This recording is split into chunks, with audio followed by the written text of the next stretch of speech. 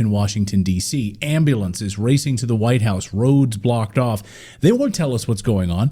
It's America's house, but did Biden have another stroke? Who's actually running the country? We have no idea. They won't tell us. Tulsi Gabbard calls Kamala Harris a deep state communist that's controlled by the military-industrial complex. Foreign policy decisions are being made by unelected people in the military-industrial complex who are profiting from us being in a constant state of war. Kamala Harris does not have the strength to stand up to the military-industrial complex. And then the next day, Gabbard is placed on the terror watch list. What happened to Tulsi Gabbard this week was just extraordinary. And I don't see why there is not more outrage and indignation from every corner of our country. And you think that came from the White House to spy on Tulsi Gabbard? It clearly came from the White House, and it came the day after she criticized President Biden. She was put on a list called the Quiet Eyes list. Yes, Tulsi Gabbard, who served her nation with honor and distinction, is placed on a terrorist watch list because she dared to criticize the head of the deep state, Kamala Harris. It's quite honestly shocking, and we need to clean house of all of these deep state thugs right now in this next election. So we've got a few big news stories today to get to that the mainstream media, of course, is absolutely ignoring. So let's start with the assassination attempt on President Trump's life. Over the past few hours, we've got some damning new evidence of the deep state cabal that's trying to kill Trump. Put aside for a minute the damning new evidence that Rothschild, BlackRock, Vanguard, Bush, Cheney, both of them stood to gain between $700 billion and $1 trillion in profits if Trump was killed. 1/4 of this portfolio shorted Donald J. Trump stock the day before the assassination attempt. Put that aside, though, for now, okay? The new body cam footage just released this week shows the Secret Service was lying just about everything on that day. First, the Secret Service claims the first cop who climbed the roof to confront the shooter cut his hand and was injured and therefore had to backtrack. But now we know that's a total lie, thanks to new body cam footage that was just released. There was blood found in a sink in the single-story building, and now we know it was not the cop's blood. So whose blood was it exactly? Whose blood was in that sink inside of the building when Thomas Matthew Crooks was shot killed on the top of the building? I hope they tell us. But what you're about to hear will actually make your blood boil, and it's making Senator Grassley's blood boil as well.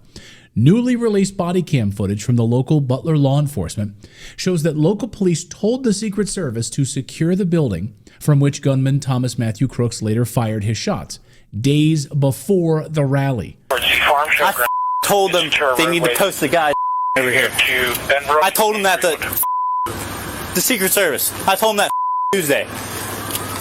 I told them to post guys over here. I have no contact with the inside. What? I thought you guys were on the roof. No, we're inside. Alpha 1, Bravo 1. Hickey. I told them to post guys over here. I wasn't even concerned about it because I thought someone was on the roof. I thought that's how how can you lose a guy walking back there? They were inside. In other words, this officer had already warned the Secret Service to secure the shooter's building days before. Senator Grassley isn't holding back. He's demanding answers from the Secret Service. He wrote a scathing letter. Grassley asked Acting Director Ronald Rowe about his knowledge of the meeting and the officer's warnings before his congressional testimony on July 30th. You remember that congressional testimony where it got heated? Did he lie right to Congress's face during this testimony to hide this crucial piece of information? Now, Butler police told you to secure this building, but you intentionally left it unguarded. Yes, on purpose. Why? Why was it left unguarded on purpose? I hope we see those documents. Grassley isn't stopping there. He says there is a conspiracy to kill President Trump, and he's citing the newly arrested Pakistani man, Asif Merchant. Now, he was arrested this week for allegedly trying to hire assassins to kill Trump, finish off the job that they had started. Senator Grassley says there is a conspiracy to assassinate President Trump. A sitting senator, a high-ranking sitting senator, saying there's a conspiracy to kill Trump. Grassley wants to know how a man with a terrorist background moved freely right into this country. Who let him in? I have an idea. Folks, this isn't a simple case of a lone wolf gone rogue. This is a deep state conspiracy to take out Trump. Make no mistake about it. If you needed any more evidence that the deep state military-industrial complex is running the show, look what just happened in Ukraine overnight. The Pentagon now giving the green light to Ukraine to openly attack inside of Russia using U.S. weapons. Can you provide us an update on Ukraine's incursion into Kursk? Well, firstly, is that consistent with the United States' sort of understanding of what Ukraine can and cannot do with U.S. weapons? Thanks for the question. So yes, it is. It is consistent with our policy, and we have supported Ukraine from the very beginning to defend themselves against attacks that are coming across the border and for the need for crossfires.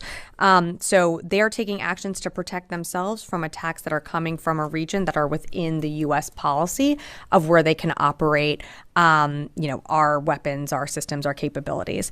What? Now that Biden is officially brain dead, the deep state is now crossing right over Putin's red line and attacking Russia.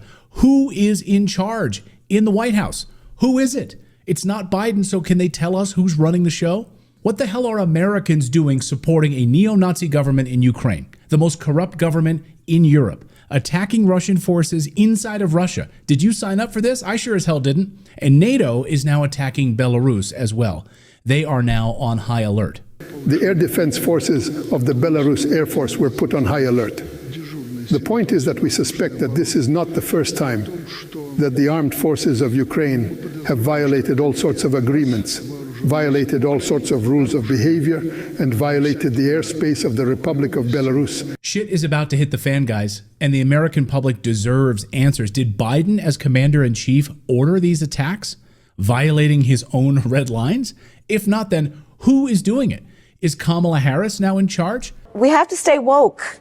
Like, everybody needs to be woke. It really, truly makes me sad as to what's happened to this country, and we need to fight back. That's